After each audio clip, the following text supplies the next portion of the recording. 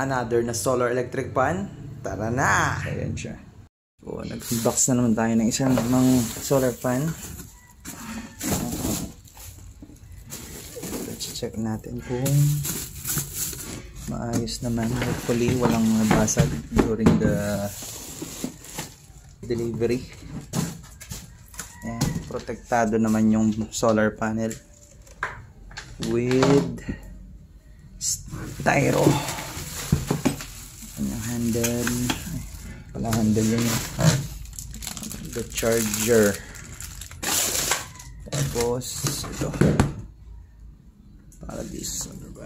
So, ang kahon.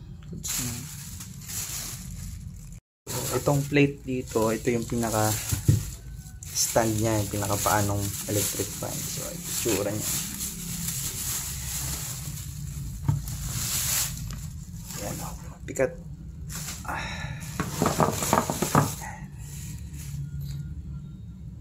So, ito naman yung pinaka binti ng ating pinaka branch itong ating electric fan.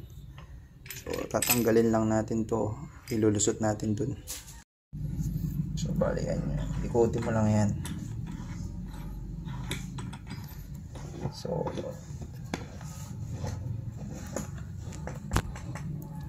yan, itsura niyan. So yung nakalitaw na yan, hindi naman sasahid dyan sa flooring, kaya don't worry. Tapos ito, suksok mo lang yan dyan. Ayan.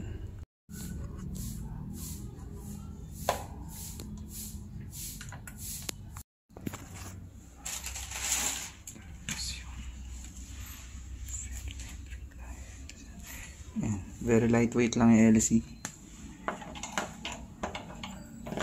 Yan. Then ito,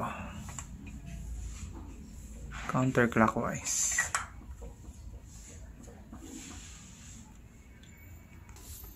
Ikakabit natin yung logo. Yan, boss ka. So yung panel very secured. Then meron siyang cover.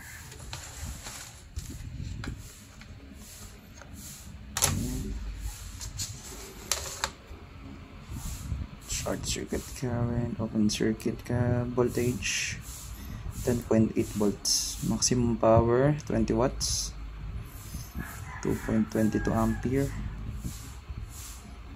Yan.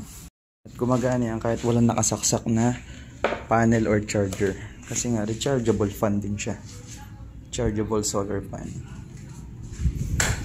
Yan. Pre oscillating din.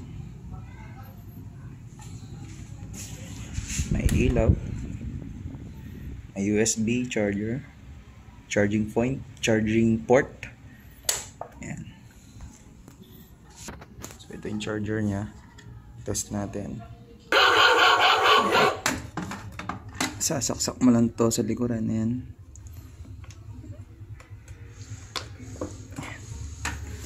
Tapos sa outlet.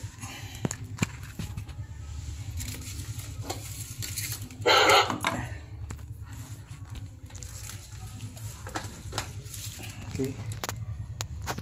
So pag red, ibig sabihin charging na siya. So gumagana yan kahit na nakarektang saksak.